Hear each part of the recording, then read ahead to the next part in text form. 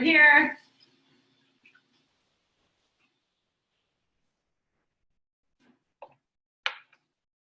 Hi. Hi. We're going to connect the rest and we'll be right with you. All righty.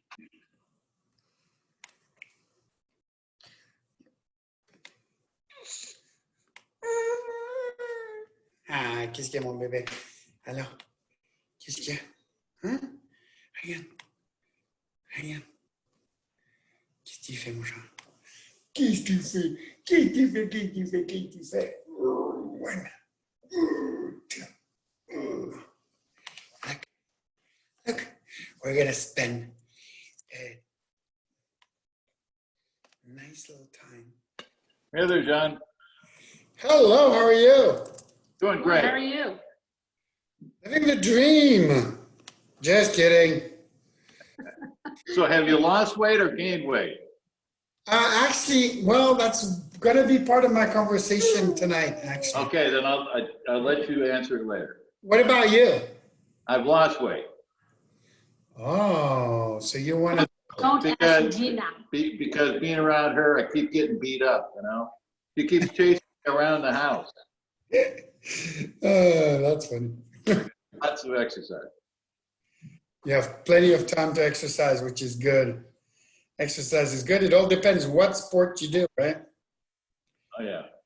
Because some sports are actually forbidden these days. So we'll see. Well, you know, the golf is officially going to open with the Colonial June 11th. Oh, Yeah. well, at least that's a start. Yeah. You know, because I guess they can sort of distance themselves on the golf course. It all depends how good you are, I guess. I mean, if you actually, you know, send all your balls outside of the golf course, for sure. That would be me. Boy, what a cutie. Yeah, he's a big They boy. may have to carry their own clubs. Just carrying him is a fairly big exercise, you know, in a lot of sports. So, Really? Hey there. so welcome, guys. Welcome back to our wonderful daily wine hour. I'm going to explain first a couple of things. Why do I look so weird? Well, I'm actually a tennis player. So as Steve was asking, did you gain or lose weight? Well, I kind of lost weight because I try to play tennis once a day. But today, unfortunately, the tennis courts that I used, even though it's a private court, has been put a lock on.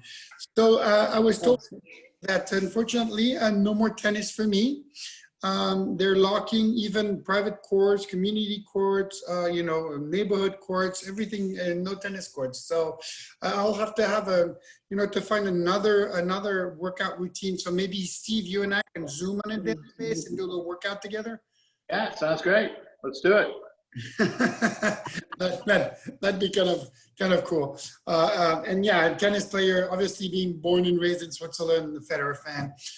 Yeah, and then without a doubt, and that's why I'm wearing that hat, because you really don't want to see my face after I play tennis. It's not a good thing. And then this wonderful T-shirt. I don't know if you can read or not, but it says, "French are so hardcore, they eat pain for breakfast." And pain is, of course, spelled like pain, bread in French. And I actually am an investor in a Santa Rosa bakery, and that's kind of their motto. It's called Sarmentine, and it's in the middle of a building. So it's kind of a fun T-shirt to have. So that's why I look like this today. I looked in a suit. I was wearing a suit yesterday to make fun of Chelsea, who's an idiot. But that's a different story because she posts really weird videos of me. But we'll see about that in the future. So today, guys, we're here to, yeah, somebody says, oh, you should work out as well with Ryan Hill. Yeah, I know. Ryan Hill has nothing else to do but to work out. At least Steve has a job. You know, he works. You know, he has a day job with Steve and Gina. They have their own company. You know, they do things. Ryan Hill does nothing but work out all day. So, yeah, of course he'll have time to work out with me. So now, today we're here to talk about the Vineyard. It's really kind of an amazing brand. Cool, really different wines, different profile that I want to share. So first, I'm going to tell you quickly how I met with them through actually somebody that I used to make wine, Hugo Maldonado from Maldonado Wines up in Calistoga. Great wines, huh? Even though I'm not involved with that brand anymore, if you have a chance, definitely taste them because they're great wines. But Hugo's dad was the vineyard manager up at Newton when I was a winemaker there, and I stayed in touch with them and with with all of the Maldonado family and actually Newton, because I bought a lot of grapes from Newton for Omega and for many other sources, because it's a great site. And that's how I ended up meeting the real boss, Gina and Steve, who's kind of like the slave, right? I mean, this is Gina's slave. Like, I know I'm the slave of Chelsea. So we all agree, everybody. Yes, Gina, something to add? She was just barking again. Well, it's that time of day here, and our dog is going a little wild, so I had to mute you. Sorry, John. No worries at all. No worries at all. I thought you were finally acknowledging the fact that, yes, you are the boss, and Steve is really nothing but the slave. I mean, we all know that, just so you know, we all know that. And so, guys, to be honest, I met these guys, through them, and I went through a fairly long, detailed interview process that took us from Buckeye to a lot of different places in Marin, because they're originally from Marin, and they actually bought a property. I think if I'm not mistaken, that was planted in 2007, which is a mile away from Pride at the top of Spring Mountain on the Sonoma side, 1,800 feet elevation on volcanic soil. So fairly cold climate on the Sonoma side, a really long ripening season, and a really specific site. It's a bowl, but it's a bowl kind of more like a pipeline. It's a half pipe kind of deal in snowboard, meaning that the vineyard has a flat part in the middle, but you have these two kind of hills that comes on both sides, and you'll understand why it's really important to hear that and to understand that, because I really enjoyed that project. Of course, we produce today, 300, 400, 500 cases, not much, but they really committed to quality and extending the program, if it works, with other varietals. Of course, their own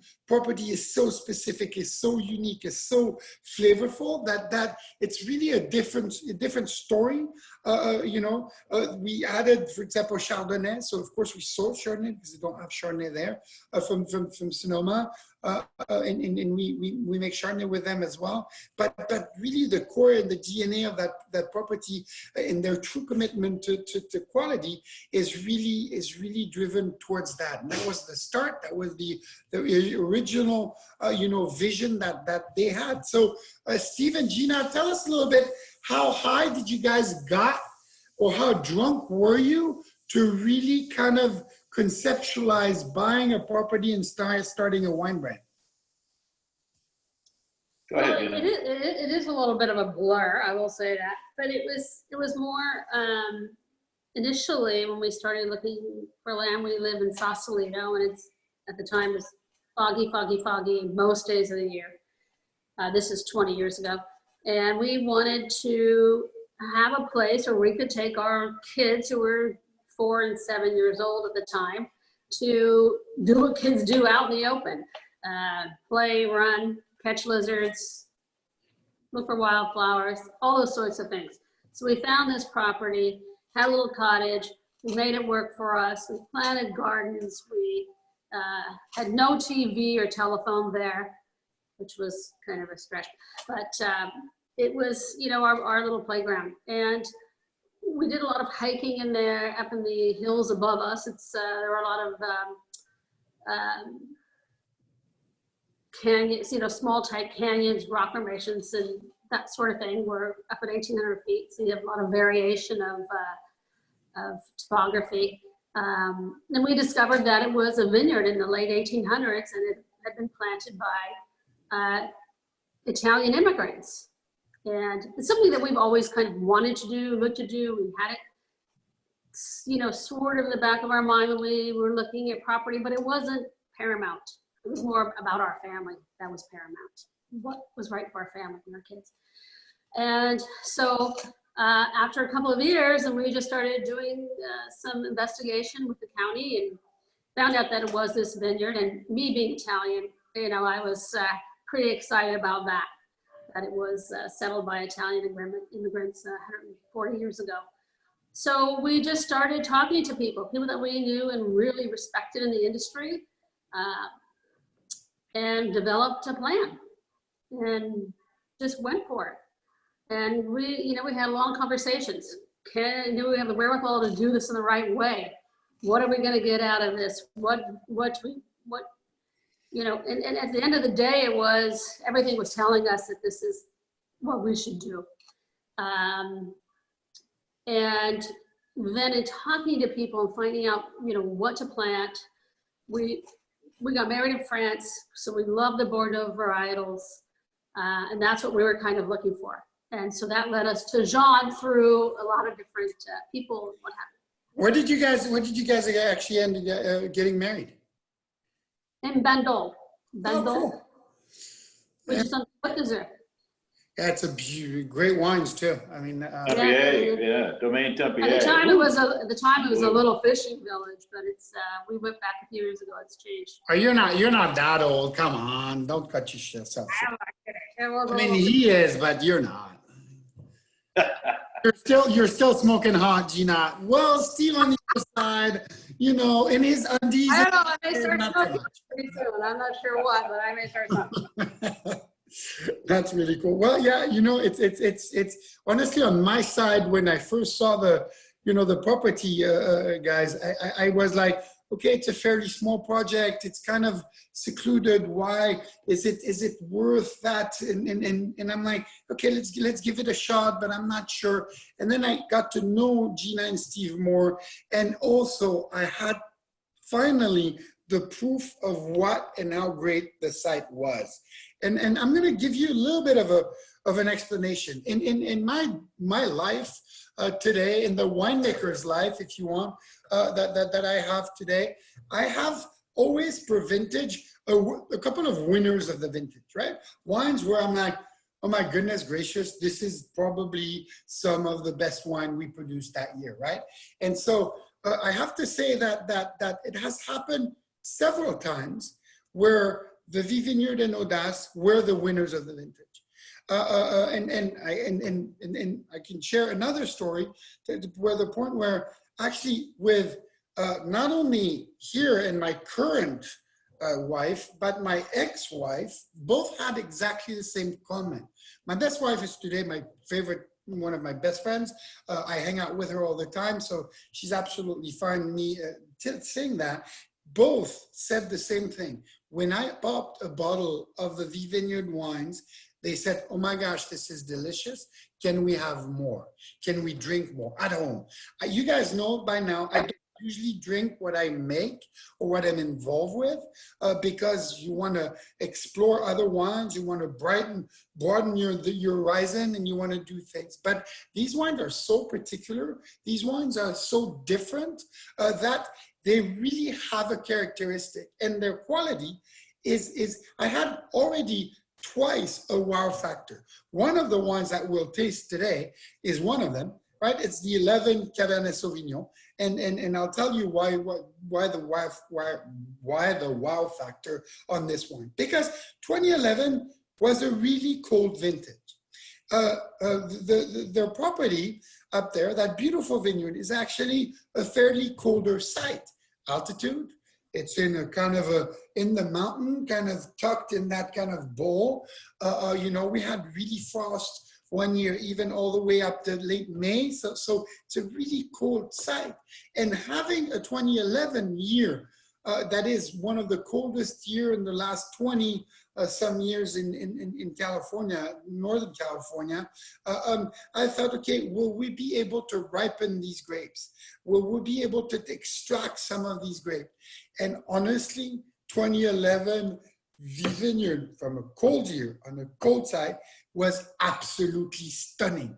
It was one of the best wines of 2011. It showed fruitiness, it showed vibrancy, it showed structure and lushness, to the point where, again, I was opening a bottle at my, back in the day, ex-wife's house, and I'm like, this is awesome. Oh my gosh, how is it possible? And since then, I've had that experience happening in my new life in all this, the same, where people are really kind of attracted with that type of profile. And it's really kind of special because yes, it's 1,800 feet. Yes, it's volcanic soil. Yes, it's a later ripening site. That causes what? That causes two things. First, it slows the ripening process, right? So your sugar accumulation is not as big. But often you have weather patterns or weather issues that push you to react, to do things, especially on later sites. And you would think, like in a site like 2011, where we had to pick, we didn't have a choice at all, you know, because we didn't want to go through all these weather storms and all that. And I tasted plenty of 2011 from cold sites that were not, you know, balanced and extracted and complex. But when you taste that 2011 Vineyard Tab, which I'm going to actually pour myself because it's time to drink somewhere somehow. It's absolutely, honestly, guys, it's absolutely stunning. And it's a wine that is really showing so much complexity, so much, you know, freshness, but fruitiness. And it's really something that you have to be humble at one point when you're exposed to such reactions, such issues, such results, ultimately. It's really not me, to be frank. It's just a wine. It's just a site. It's just a terroir. It's just all that. I mean, it's a really, really amazing little piece of land. But that made me stay with the project and say, I will never leave for the friendship I have with Gina and of course Steve. But it is so particular. It is. I mean, I have other people that I work with in Sonoma, and I love that appellation. I started my career in the U.S. in the Dry Creek Valley, so on the Sonoma side anyways, and I love that place. But there's something so particular. There's something so absolutely amazing in that wine that honestly, it would be a loss in my life. It'd be a loss in my life not to be able to work with these grapes. And so it's something that I truly enjoy. And we started because of small volume from the beginning, because you can't put half a ton of a small part of that block or a ton of that block into a big tank, right? So part of having barrel fermentation as one of the tools that you use is also being able to divide all these small little blocks. And I think that's also why we started, of course, doing barrel fermentation from the very beginning of the brand, because logistically and stylistically, it was much better for the wine. Why? Because it coated the wine, gives a little bit more structure, a little bit more lushness. And I think it was really, really great to see that. And I think we see today that is amazing kind of freshness, that amazing aromatics with that lushness and with these tannins and acidity from colder climate gives absolutely stunning result. Absolutely stunning result. So again, we always talk, and it's a discussion that I would love to have with all of you, including Steve and Gina, actually. I don't know if you've done that, because now finally these wines, especially, you know, the older vintages, like the one I just told you about, right? This beautiful 2011 vintage, Cabernet Sauvignon, right? This one. These beautiful bottles of wine, the more they age, I mean, we're 9 years down the line, the more you can actually blind taste somebody and ask them where it's from. And so I think, you know, it'd be kind of interesting for you guys to start tasting these 2011s, if you can find it. I'm not sure you can, actually, because I'm pretty sure they're sold out. And if they're not, jump on it, because I did, and I have it, and I enjoy it. But it'd be really interesting to put that side by side on a 2011 with a 2011 Bordeaux, blind, because it's the only ultimate objective way of tasting a wine, a finished wine, taste it side by side, and first say, which one do I prefer and which one is which? And I think that with that 2011, you'll find that it's a little bit warmer climate, even though it was a cool year, because that site brings that freshness and that ripeness constantly. And really, it is something that's quite amazing. So we 100% barrel fermented that, and honestly, for 2011, that's gonna probably outlive me, to be frank. It all depends if I work out a lot with Steve, but let's see. The second, Gina and Steve, what were the reactions, or any of you guys out there that are on right now? What are the reactions when you guys tasted that 2011 with different people, friends, sommeliers, restaurants, buyers, whoever? What were your thoughts? Well, I got to tell you, we joined the Sonoma Country Club golf club as the vintner member there. So, one of the requirements was to, pour wine at all the special events. So, to be honest with you, the 11 is still regarded by these wine snobs, you can imagine. Sonoma Country Club. These people are very into wine, and every time we'd have wine tastings, whatever, mostly the women, which is really interesting, would come up and say, "This is the best wine I've ever tasted in my life." So we gave them a big stock of the 11, and they pull that out to this day, and it's still the favorite of the club. Oh, that's good. That's good to hear. Yeah, where I'm surprised is how balanced it was at release, and how balanced and how little evolution it tastes. I mean, it is a 9-year-old wine, right? So usually you start seeing evolution. There's none. It's fruity, it's fresh, it's vibrant, it's completely there. So the wine hasn't moved. Gina, it seems like you have a boat story to tell us. I'm sorry? A boat, sailboat. You have a boat story to tell us. Tell the boat story, somebody tell you. So you tell us the boat story. Boat story. Oh my gosh, there's so many. I can't remember which one. Maybe you're Lee can referring tell. to. Maybe Lee can tell the boat story. Yeah, Yeah. Lee, why don't you tell Lee, us? you tell the boat story, Lee. You're the boat. I had the privilege of being on a sailing trip with Steve and Gina. And being on a sailing trip with Steve and Gina does involve a lot of wine. It's absolutely a wonderful experience. But they had several bottles of the 2011. And one evening, fairly late, we opened a 2011 that we didn't finish. And it got set aside, right? And it was open for several days. And it might have been on the 4th day we discovered it and poured it. And it was still fantastic. And I think, and John, you can, tell me all about the winemaking principles behind that. But I believe that's a testament to the potential longevity of the wine. Is that correct? Yeah, you're absolutely correct. It is totally, and it's actually an exercise that I do on a fairly regular basis, where I actually end up taking a wine that I make even before it's bottled and leaving it in glasses, in open glasses, so maximum air content. I just cover it so there's no fruit flies or anything that can ruin the taste. And I measure and taste that wine after 1 day, 2 day, 3 day, 4 day, 5 day, 6 days, to see how it evolves, how the evolution with air kind of turns out. And it's a really kind of a good cheat way to be able to measure that. And you're right, that usually when you taste wines that 2, 3, 4, 5 days later, are still alive and still there and still tasting great and not oxidized and not, almost vinegary sometimes. It's usually a fairly good sign that the wine will age and will stay in a good shape for many years to come, for sure. That's a cool testament. So is there any other question on the 2011?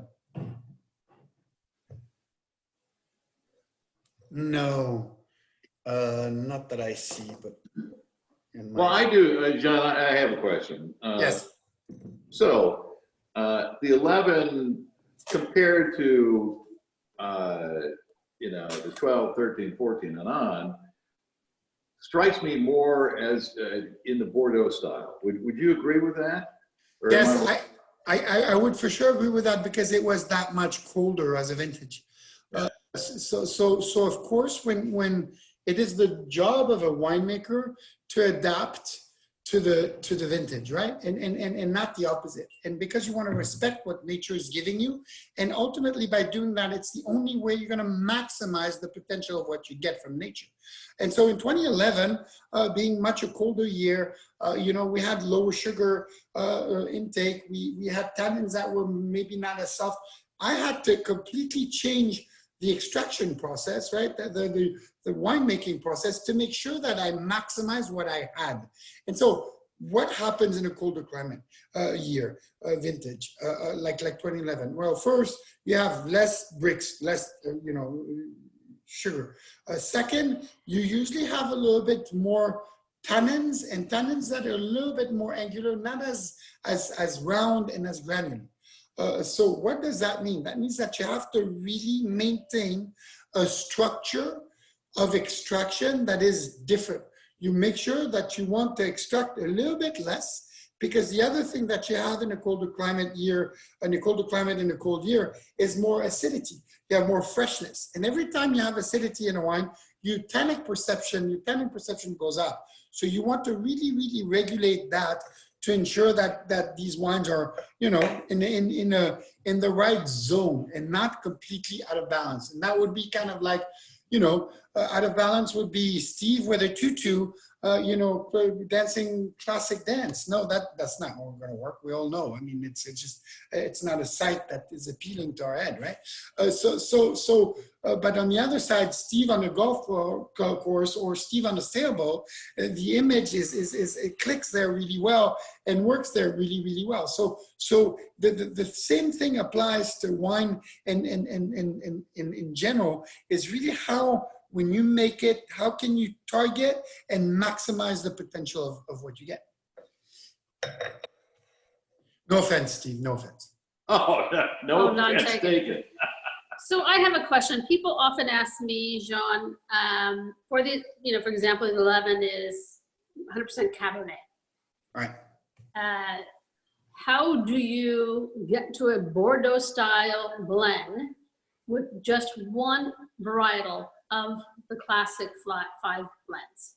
Well, yeah, that's a very good question. First, you ferment the different blocks of cab in different ways with different temperatures, and that brings you and gives you a diversity of lots of wine that you can blend, and then it fills up the cab. But most importantly, Gina, in 2011, it's 100% cab. Why?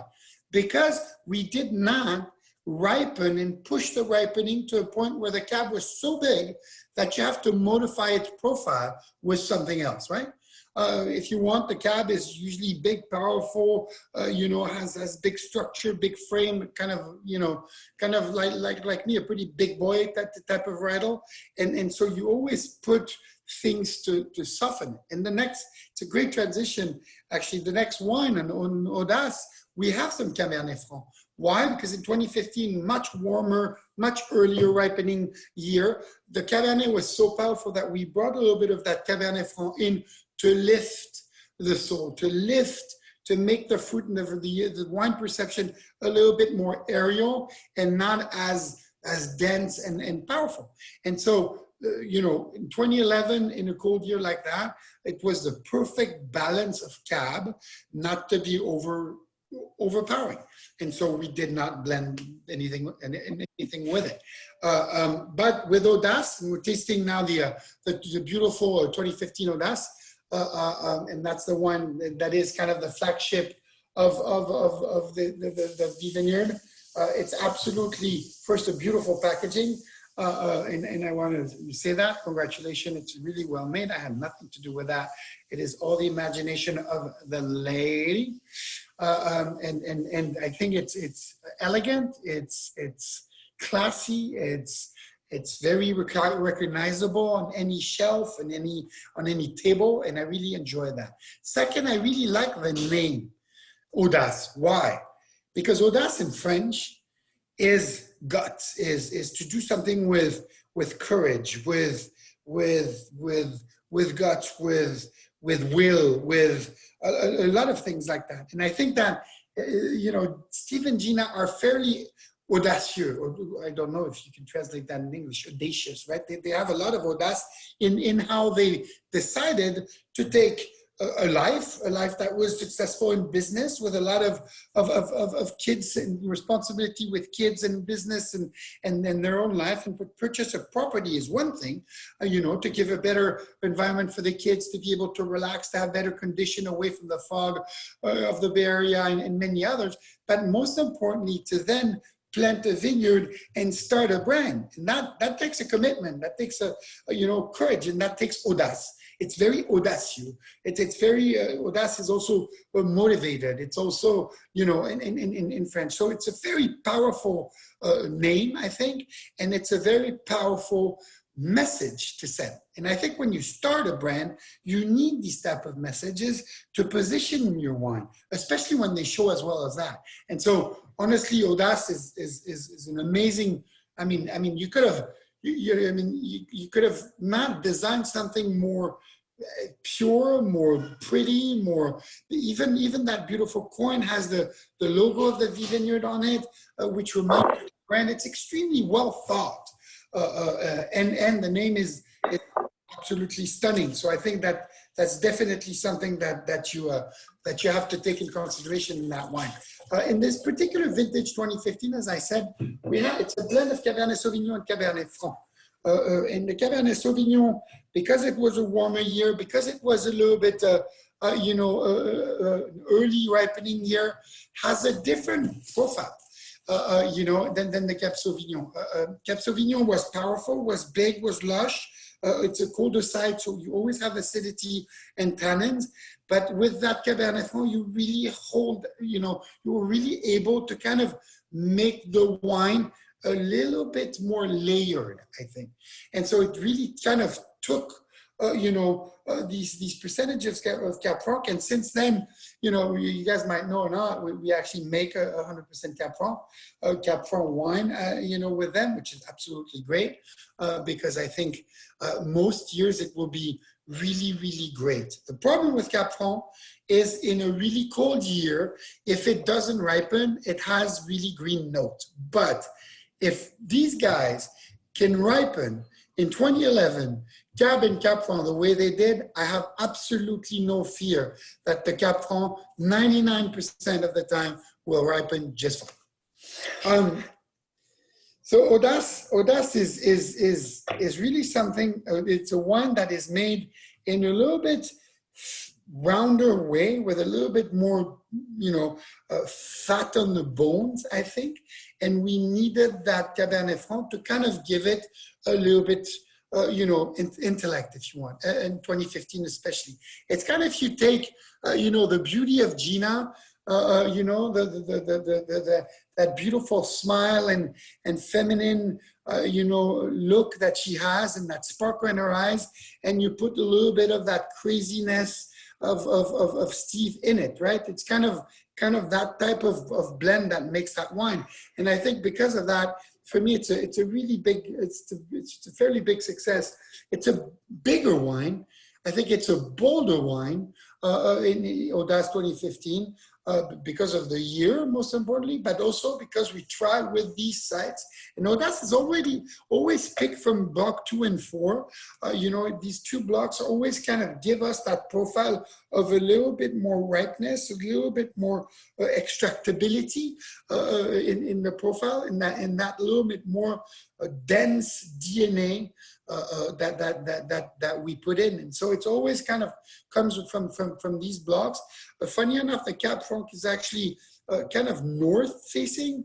And I think in warmer year, because it's north facing, like 2015, you protect the freshness and the integrity of the grape better, and it becomes even a more important tool, if I may say.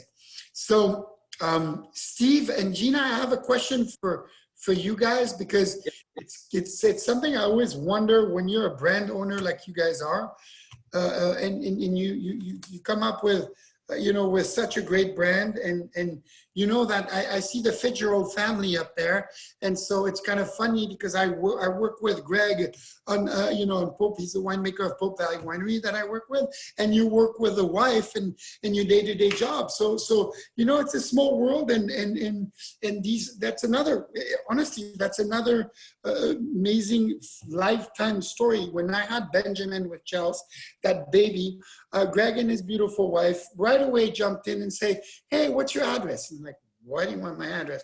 "Oh, we got something to drop off." And they dropped off some food, just randomly food that they cooked. So we didn't have to prepare meals in the middle of coming back with the baby and stuff like that. And that touched me so much because, again, I understand why you work with them, why I work with him. Why? Because it's the same. It's part of that family where people are driven towards values, towards people, and not only, behind a stupid bottom line or stuff like that. And your wines and your personalities represent that. And we have so many different things like that between Steve, Gina, and I that represents what Audace is as a wine, what is the Vineyard as a wine. But when you have these stories, for me, it's what joy brings to what life, I don't know, is all about ultimately. So my question for you, Gina and Steve, was what night, or for you, since you own a brand, so you have hopefully plenty enough of inventory of your own wines in your own cellar, what wines are Vineyard Cab, and what nights are Vineyard Cab, and what nights are Audace nights? And don't tell me it's about getting laid. I don't want to hear that. No. Go ahead. Well, I wouldn't say that. Well, embarrassingly, we might dip into both, right? Yeah. So I might start with the estate cab. I have some 14 and 15 here in 11. We Coravan wines, so we're constantly tasting, across both brands, both the estate Cab Sauv and the Audace. And the Coravan is a game changer because you can take, a few tastes out of a bottle and then taste another bottle. And so we're constantly comparing and contrasting and going side by side. So we're definitely dipping into both brands on a regular basis. And is there one wine that represents? So I was interviewed last night in from my home, and I kind of defined that. I think one of the beauty of wine, in addition to being a moon, is the fact that wine stops time. When you drink wine with somebody you enjoy, your husband, Steve and Gina, your friends, whoever, your children, you don't think about many other things, right? You don't look at your watch. You don't look at other things. Usually time kind of halts, stops, and you really just focus on mainly the people, the relationship, the discussion, and of course, the wine itself. Is there a certain mood for you or a certain state of mind where you say, I'm more for Audace than Vineyard? Because usually Audace is a little bit more dense and powerful. And I think Vineyard Cab is usually a little bit more elegant and a little bit more Bordeaux-like. Yeah, let me tell you, the Vineyards, the estate wine, is just absolutely fantastic. And we do a lot of socializing. We have a lot of dinners here, and that's when we pull that out. And now and then, because you're right. I mean, a lot of people, the boldness of the Audace, doesn't always. It's amazing wine, but it doesn't always appeal to. And I don't mean this in a bad way, but to the everyday palate, And so some of the nuances associated with Audace just sort of go by the wayside with a lot of people. And in fact, a lot of people, oh, wow, is this ready? Drank and da-da-da-da. But every time we pull out the estate, oh my God, people just go crazy over it. Now, I will say this, last night I pulled out the 13 Odas. John, you got to try the 13. I mean, it is just over the moon.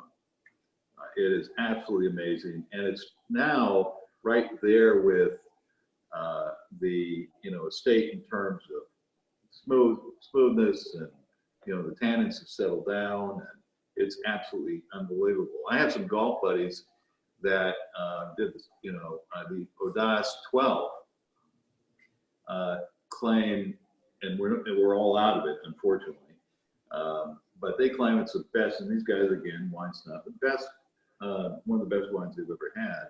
But it wasn't that way 3 years ago, and I'm getting those responses now that they're trying it. So the estate's great right now. The Odas, probably lay it down for a couple of years. Yeah, I agree, because I think that it's a good combination. And the reason from my comment earlier is yesterday in the interview, the person interviewing me asked me, can you compare wine to sensuality, right? To desire and stuff like that. And I think it is fairly similar. I mean, there's Odas usually is a little bit more sensual and sexy and lush. And I think you kind of tone this down with age. You make it a little bit more complex. It's just like humans. You add wrinkles and gray hair, and experiences of life that bring you to a whole different level, as far as depth of personality. And I think, usually the estate cab is really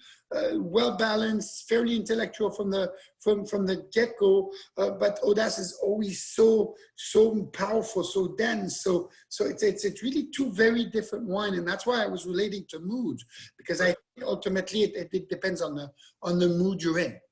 Yeah, and I'll add that it's absolutely amazing. I want to make sure that everyone on the call knows that we don't source the grapes from anywhere but our own vineyard, and the Odas grapes are literally 20, 30, 40, 50 yards away from the estate grapes, and how it's amazing to me. And of course, it's a combination of soils. It's like you said, different facing, one block faces to the south, and the other block faces to the west, and blah, blah, blah.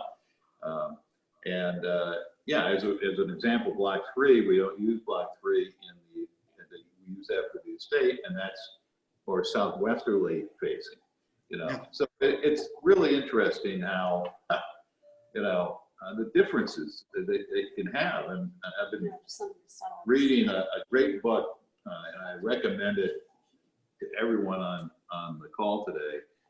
It's by Kermit Lynch, and it's Adventures on the Wine Route is the name of the book, and he talks about going to tiny estates in France in all the different regions, and he talks about this, how one tiny estate can have amazing difference in flavors, complexities, and everything else. The winemaker and the proprietor, they keep those little lots for themselves. Often, but it's just amazing, and every year we get more surprises because the vines change, they evolve. The soil, I don't know if the soil changes that much, but different climates, different winds. I mean, it's just crazy. It's just crazy. Yeah, it's funny because I don't know if you know that amazing estate in Bordeaux, Chateau Fel-en-Ségur, in Bordeaux is saying hi, and I think that these soil differences, the orientation differences, are fairly unique in your site, and I think that also is why we can get to such different profiles within your property, is because we have these different orientation, we have these different sites that really help with the wines and making really unique personalities and unique profiles. I have a question here. How has your winemaking process or style changed with Vineyards since the inaugural year in 2011? Well, that's a good question.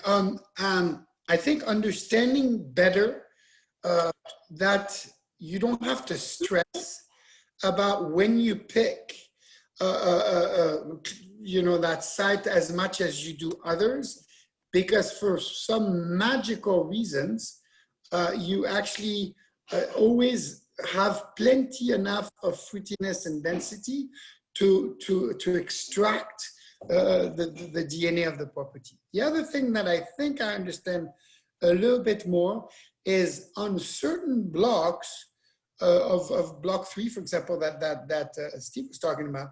On block 3, it's better to go with a higher temperature of fermentation to bring out a little bit more fruitiness and richness to compensate for the structure.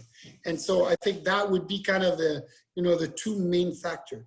And then the third, but it's more the DNA of the brand itself, if you want, that this property has so much acidity, so much freshness, that you have all the tools to coat, to create wines. You can push, the mouthfeel fairly far because you have constantly that acidity in these tannins in the wine. So I hope I answered your question the way you want it. Is there any other questions or any other comments on Audace or the Vineyard? Or actually any question for me or Steve? I do. I've got a question. Hey, Jean. Yes. Hey, Hi. I've got 4 bottles of the 2014 Audace, and I want to put this in my cellar tracker. What's the ideal drinking window for those? So 2014 was a little bit colder than 2013, but not at all in comparison to 2011, right? I compare 2012 and 2014 as far as vintages because the global average temperature and heat spell impact was fairly small. So for 2014 Audace, well, it depends how you like to drink the wine, but I would not be too worried between 15 to 20 years. Oh, really? Yeah, and it all depends. And I'm gonna preface this in a little bit different way. It really depends what you want to taste, right? I like maturity. I like mouthfeel. I like older wines. I want it for a chance to settle. 15. 15? Okay. 15 to 20 without a doubt. Wow. The 2011 is almost 10 years. It hasn't moved, honestly, has not moved. And so I think, on these bigger dense profile, because the aging factor of wine is of 3, always for me. The backbone of acidity, the skeleton of tannins, and of course, then you have to take in consideration alcohol because it's one of the things that helps with ageability as well. And in a site like that that's colder, you have acidity naturally in tannins, so you have absolutely no issue with ageability. Excellent. Thank you. Pleasure. Hi, Gina. Any other questions? Questions for Jean. When you taste a wine like 2015, what are you looking to tell how it will age and how long? Well, that's a good question.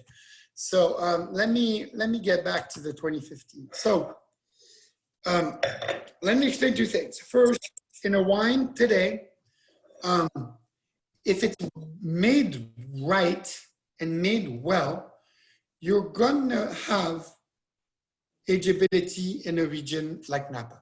If you don't, it's because the people making it either can't do their job or have decided to target a consumer base that drink their wine really early. To give you an idea, tannins are a huge part of the profile of a red. We have about twice the amount of tannins in Napa that we have in other colder climate. Because of that, the ageability factor, if you have acidity, is endless. And the way you do that, and the way you measure that, is by tasting the wines and seeing the tannins or feeling the tannins. If you have a lot of granular tannins, pointy, kind of little thousands of dots, on a piece of paper, and freshness, usually these type of wines can age, fairly well. But of course, the more you wait in a wine, the more fruit, fresh fruit especially, will decrease, and you'll have other profiles showing up.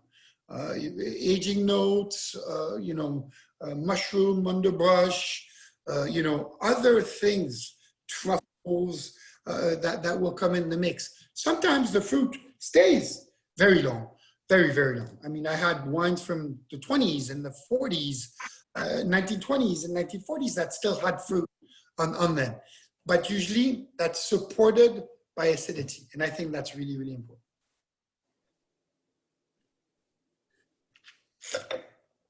Any other questions or comments? I didn't have any questions, but I had a comment. Hey, Jean, how's it going? How are you, man? Good evening. I work with Jean, and my wife works with Steve and Gina. And this last holiday party, I got to taste, what did you have, 5 different vintages of V? Yes. And then some Adas as well. Yes. So I had the pleasure of tasting through all these wines, and they're amazing. Just how well structured and well built they are, how well crafted they are. They just have such great balance, and they're so just rich and coated. And you all should be really proud of what you have, because it is really spectacular. It is really phenomenal. Before getting into winemaking, I had a decade-long career in high-end restaurants and was a somm and tasted lots of different wines, and these are truly world-class wines. Well, thanks, Greg. I mean, coming from you, who's a winemaker, it means a lot. It means a lot, and I really appreciate that. But I think you're right, and honestly, with vintages like 2011, and I didn't tell you guys, but the other wow factor, believe it or not, was actually 2017. 2017, you remember, it was the year of the fire, so we had to pick right when the fire started, not to have smoke taint and anything. Was it ideal ripeness? Probably not. And I tasted the Vineyard and Audace with Dunnock, Jeb Dunnock, and Suckling, and Lisa Parody Brown, and every single time, the fruitiness and the expression, the power of the aromatic components of these wines were so strong that blind, I would have probably said it was a 2018. And it was 100%, of course, 2017. And so that's also the magic of that property. It's also why that property for me is so special, is because you all constantly have these amazing profiles, these amazing wines when you don't always expect them. And yeah, that's the talent and the vision that Gina and Steve had, and the beautiful power of the soils and the ground and these vineyards, because I'm just a translator of that magic, I guess. John, one last question, and that has to do with the actual water that we get in our vineyard that's kind of not unique to our area. I mean, we're up in the Spring Mountain area, of course, of my Camas range, and they call it Spring Mountain because of the natural springs. And that's it's talking about the early immigrants, Italian immigrants, planting up there. Some of the first vintages of wine from the region came from up around us because of the natural springs, and they could dry farm. And we do have natural springs. I think you know exactly where they are, John, on our property. Does that, is that a positive? Does that have a positive effect on the wine? Having, because the water obviously is coming through the vines, the root system, and everything else, instead of using, water that's coming from somewhere else, or, we have our own natural wells up there. Does that make a difference? Yes, the quality of the water that a plant gets is highly, highly important because of the water is ultimately the blood of the plant, since it is what carries to the plant, to the leaf, to the berries, all the nutrients, right? So the pure, better, balanced, less acidity, cleaner water it is, the better your blood count, just like human is. And so the fact that we have springs that are pure, that are clean, that are natural and stuff like that has a huge impact on the aromatic profile of the wines, without a doubt. Thank you. Any other questions, ladies and gentlemen? Well, Steve and Gina, thank you so much again. Enjoy these great wines. Be well. Thank you for exposing us to this great site. I think it is time for you guys to buy the 50 acres next door, so we can make even more of that great wines, and try to see if we can plant these vineyards. We actually are looking into that, John, for real. Good. You should. Right. It's unique. John, thank you so much. Thank you so much. Thank you so much. We really appreciate sharing yourself, a little part of your home there, your new baby. You saw your growing son, Alex, who's so handsome. Thanks. Our last tasting, and yes, he takes after his mother, of course. Yeah, no doubt. And really, but revenge is a dish best served cold, Gina. yes, I know. But I want to thank all of our friends out there who joined us tonight and shared a little bit of your evening with us, and continue to support what we do and how we do it, which is the right way. And we very appreciate you being on that adventure with us. Yeah, and I will say that Vineyards is one of the best medicines to take during this COVID nightmare. It's not cured yet. It's not FDA approved, but it's on the way. Well, thank you, Steve and Gina. Thank you, John. This was fantastic. Cheers, guys. Cheers. Thank you, everybody. Have a great one. Enjoy. Thank you. Stay well.